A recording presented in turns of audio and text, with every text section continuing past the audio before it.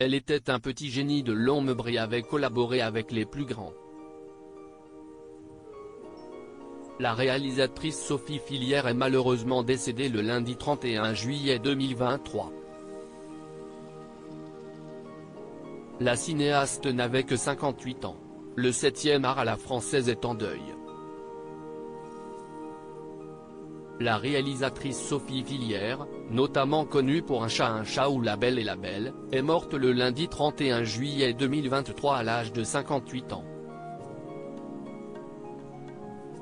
Selon les informations du journal Libération, recueillies auprès des proches, elle est décédée paisiblement dans la matinée à l'hôpital, n'ayant pas de doute sur l'issue de sa maladie.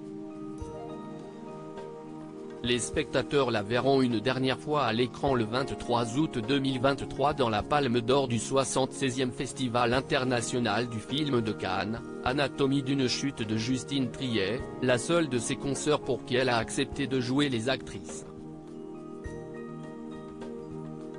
Diplômée de la FEMIS, Sophie Fillière venait de terminer son 7e et ultime film intitulé Ma vie, ma gueule. Elle avait notamment offert à Sandrine Kiberlin l'un de ses premiers rôles en 1991 dans le court-métrage Des filles et des chiens.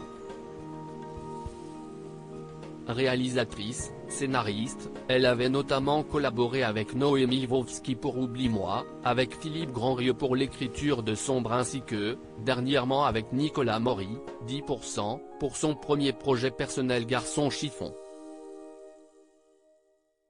En apprenant la nouvelle de sa mort, ce dernier n'a pas pu s'empêcher de lui rendre hommage.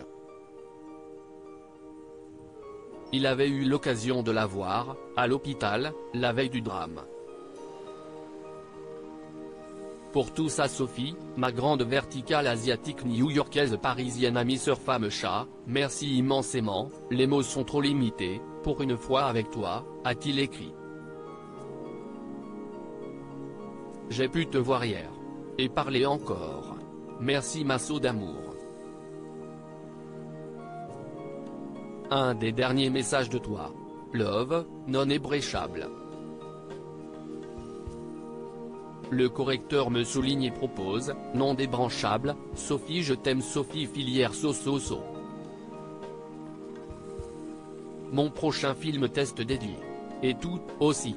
CST un autre grand nom du cinéma français qui s'apprêtait à travailler avec elle. Sur les réseaux sociaux, Fabrice Lucchini a exprimé quelques regrets à l'idée de ne jamais pouvoir connaître cette expérience extraordinaire. Sophie Fillière nous a quittés dans la nuit, explique-t-il. Nous allions tourner ensemble dans quelques mois un film qu'elle a écrit qui s'appelle Vego. Elle avait une personnalité exceptionnelle. Je pense à sa sœur Hélène Fillière, à ses enfants et au père de ses enfants Pascal Bonizzi. CIST une immense sensibilité et un grand talent qui se sont éteints. Toutes nos condoléances à la famille et aux proches de Sophie Fillière.